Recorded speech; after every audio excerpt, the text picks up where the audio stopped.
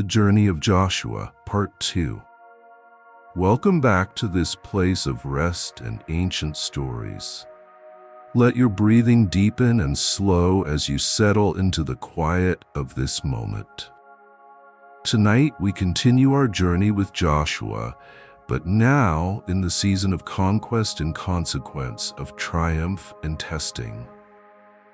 Feel yourself drifting back through time to those sun-baked hills of Canaan, where a nation learned that victory requires not just courage, but faithfulness.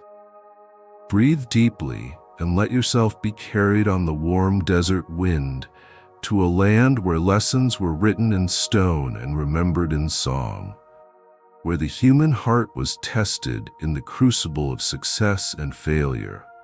Here, among the shifting sands and ancient walls, Joshua's story unfolds, not only as a tale of battles and cities, but as a mirror for the soul. Every triumph carried the weight of obedience, and every stumble whispered of the cost of forgetting. As you listen, allow these echoes of long ago to flow gently into your own heart, reminding you that true strength is found not only in the sword or the shout, but in the quiet trust of a faithful spirit. After the miraculous fall of Jericho, confidence ran high through the camp of Israel like spring water after long drought. The promised land lay before them, city by city, waiting to be claimed. But in the flush of victory, a shadow fell across their triumph, a shadow that began with desire and grew into disobedience. Achan, son of Carmi, had walked through the ruins of Jericho like all the others. He had seen the gold and silver glinting in the rubble, the beautiful garments from distant lands lying among the debris. The command had been clear. Everything in Jericho was to be devoted to the Lord or destroyed utterly. Nothing was to be taken for personal gain. But as Achan picked through the ruins, his eyes fell upon a beautiful robe from Babylonia, its fabric shimmering like captured sunset. Beside it lay 200 shekels of silver and a wedge of gold weighing 50 shekels. The treasure seemed to call to him, whispering of wealth and comfort, of security for his family. Surely, he reasoned, such small items would never be missed among the vast spoils of war. In a moment that seemed insignificant but would prove catastrophic, Achan took the treasure and buried it beneath his tent. The earth covered his secret, but heaven had seen. The sin that began in the heart of one man became a cancer in the body of the nation. The next target was Ai, a small city that should have fallen easily after the mighty Jericho. Joshua sent spies who returned with confident reports. Not all the army will have to go up against Ai. Send 2,000 or 3,000 men, they can take it. Don't weary the whole army, for only a few people live there. So about 3,000 went up, expecting easy victory. Instead, they met crushing defeat. The men of Ai routed them, chasing them from the city gate as far as the stone quarries and striking them down on the slopes. 36 Israelite warriors died, and the hearts of the people melted in fear. Joshua fell face down before the ark of the Lord, remaining there until evening, dust on his head and anguish in his heart. "Alas, sovereign Lord," he cried, "why did you ever bring this people across the Jordan to deliver us into the hands of the Amorites, to destroy us?" But the Lord's voice came clear and unmistakable. "Stand up. What are you doing down on your face? Israel has sinned. They have violated my covenant. They have taken some of the devoted things. They have stolen. They have lied. They have put them with their own possessions. That is why the Israelites cannot stand against their enemies." The investigation that followed was methodical and divine. Tribe by tribe, clan by clan, family by family, the lots were cast until the spotlight of divine justice fell upon Achan. Standing before all Israel, trembling under the weight of his exposed sin, he confessed, "I have sinned against the Lord, the God of Israel."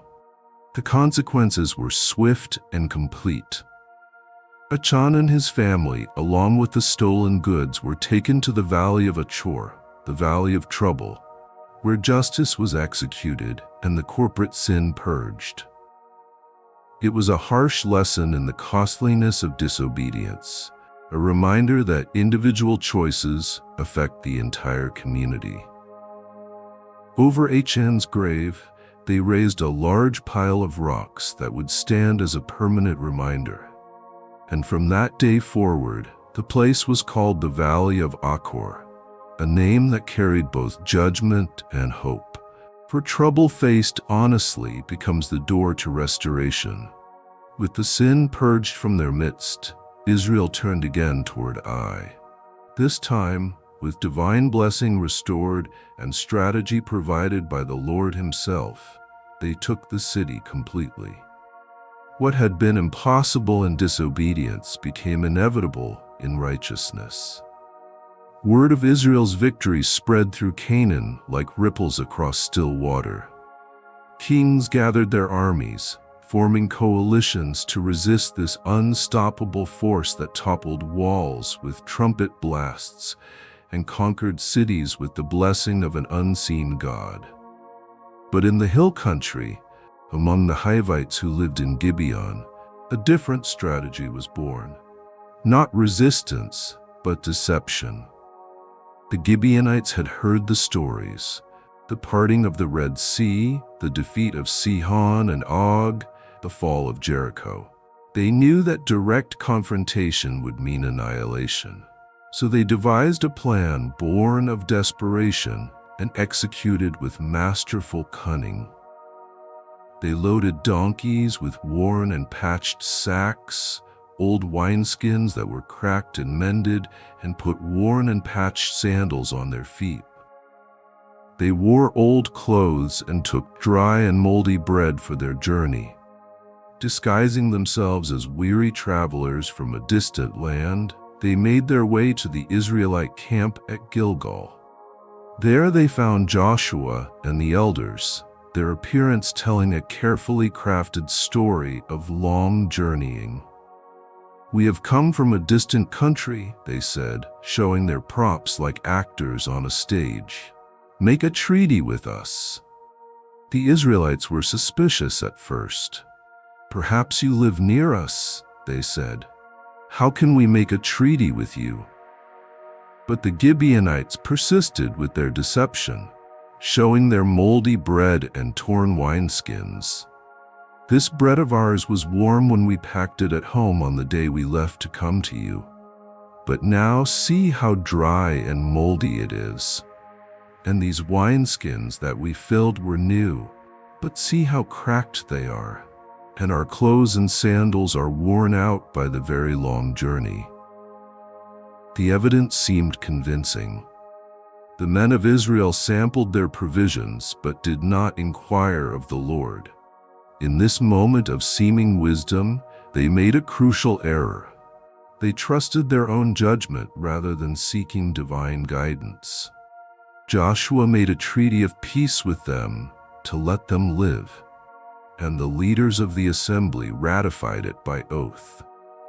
3 days after they made the treaty, the Israelites learned that their new allies were neighbors, living nearby in the cities of Gibeon, Kephirah, Beeroth, and Kiriath Jearim.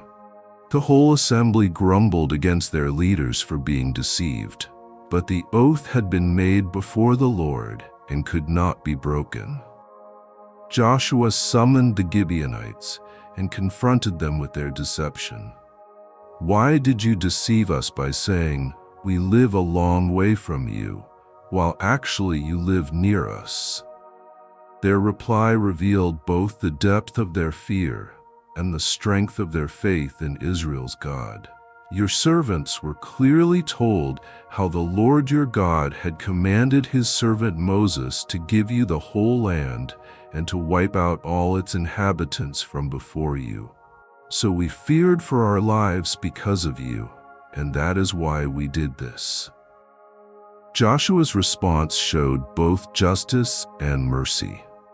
The Gibeonites would live honoring the treaty made before God, but they would serve as woodcutters and water carriers for the house of God. In their deception, they had found unexpected grace, preservation of life in exchange for a lifetime of service. The treaty with Gibeon set in motion events that would become legendary.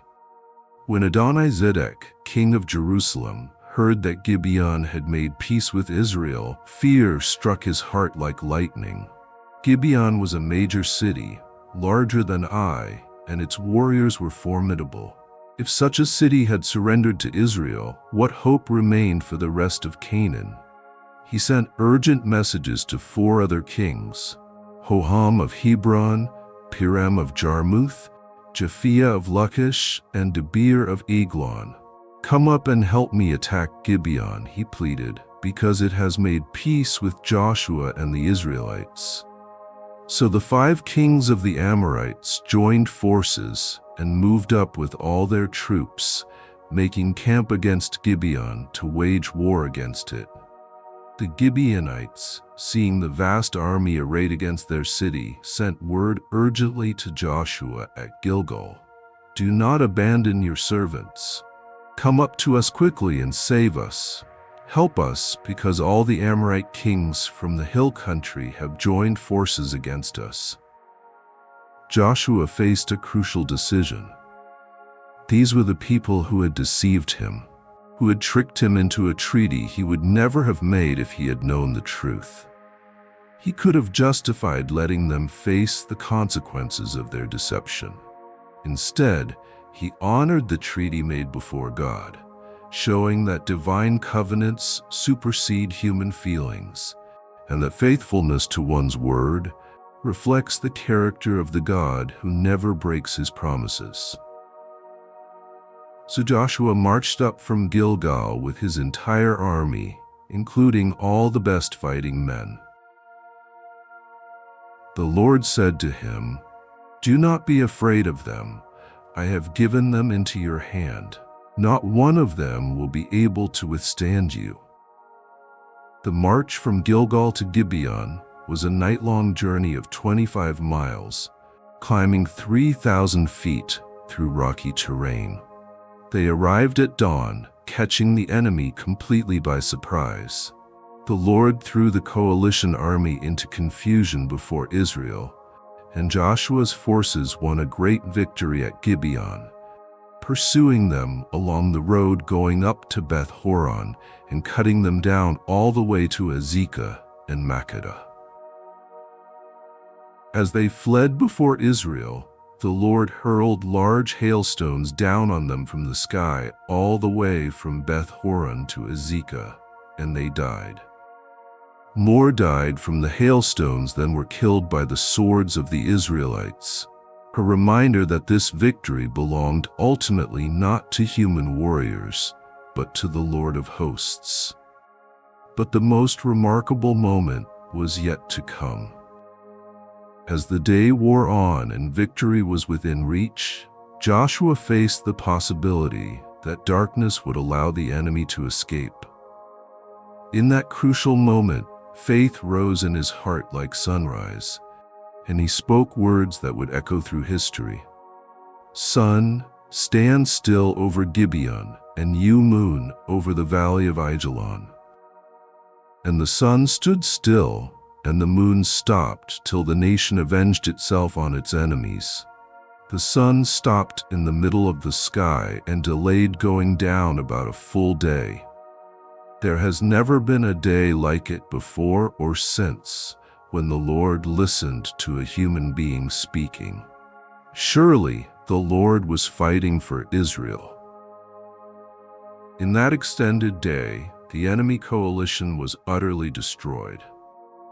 The 5 kings who had initiated the attack were found hiding in a cave at Makkedah, and there Joshua executed justice upon them, demonstrating that opposition to God's purposes is ultimately futile. Year by year, city by city, the conquest continued. Joshua led Israel through campaigns in the south, where kings fell like grain before the harvest. Hebron, Debir, Gaza, Goshen. Their names became chapters in the story of promise fulfilled. Then came the northern campaign, where Jabin, king of Hazor, gathered a vast coalition, warriors as numerous as the sand on the seashore, with horses and chariots in great numbers. At the waters of Merom, Israel faced what seemed like impossible odds, but the Lord's promise remained unchanged. Do not be afraid of them, because by this time tomorrow I will hand all of them slain over to Israel. The battle was swift and decisive, another demonstration that victory belongs to the Lord rather than to superior numbers or better weapons. Through 7 long years, the conquest unfolded with the steady persistence of morning dawn. When it was finished, Joshua was able to make a remarkable statement. Not one of all the Lord's good promises to Israel failed. Every one was fulfilled. The land that had been promised to Abraham, confirmed to Isaac, passed down to Jacob, and proclaimed to Moses was now home to their descendants. But conquest was only the beginning.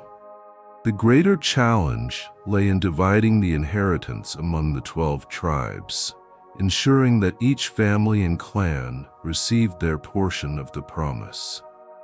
At Shiloh, where the tabernacle was set up, the casting of lots determined boundaries and territories. The land that had been won by united effort was now parceled out for individual inheritance. Joshua was old and well advanced in years when he gathered all Israel for his final address. The warrior had become an elder statesman, the young aide to Moses, now a patriarch preparing for his own departure. At Shechem, between Mount Ebal and Mount Gerizim, where Abraham had first received the promise, and Jacob had buried the foreign gods, Joshua spoke his last words to the nation he had led for decades. "This is what the Lord, the God of Israel, says," he began, and then recounted the entire story.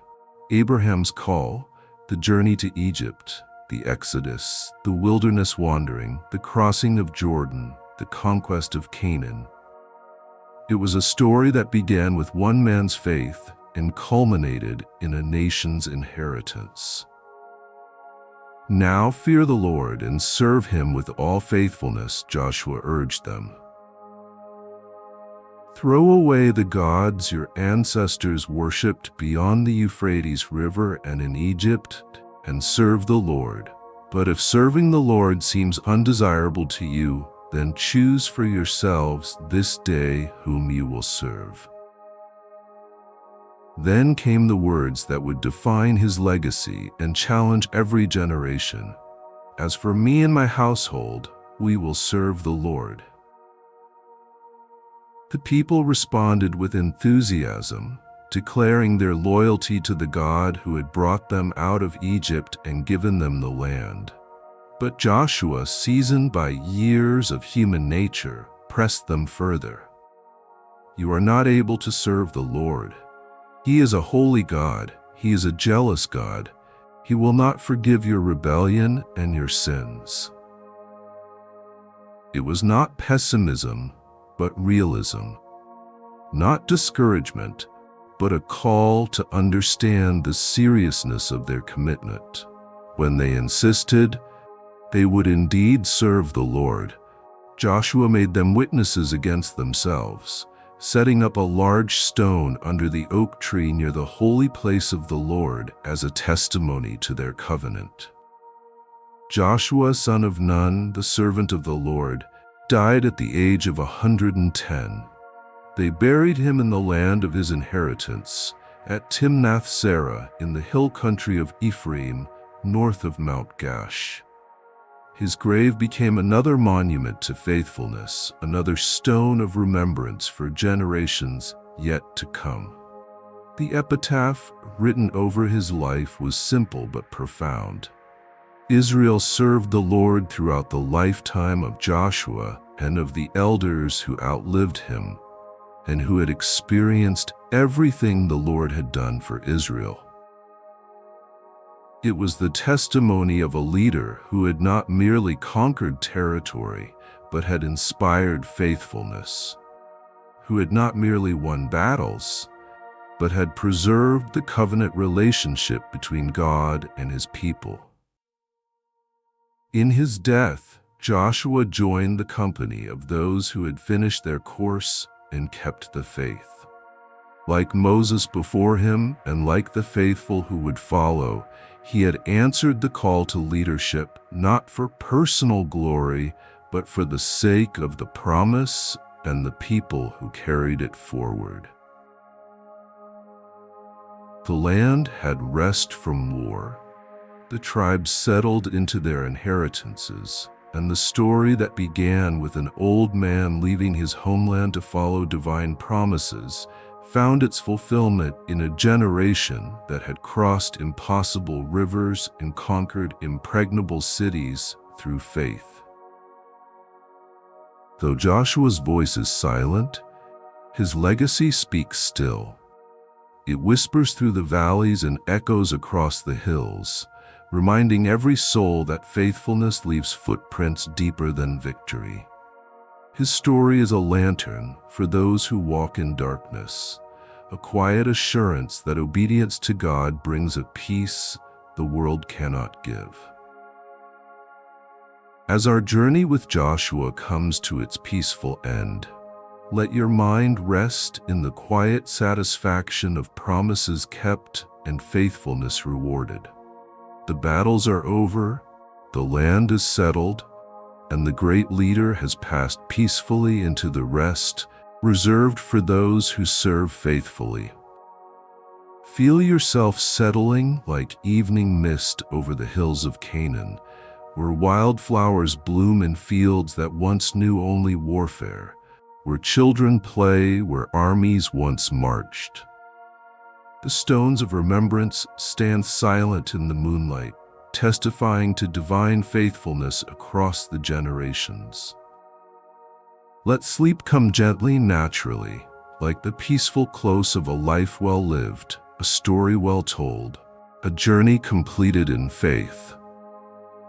In the quiet of this moment, you too can rest in the knowledge that the same divine love that guided Joshua guides you still through your own rivers and battles, toward your own promised rest.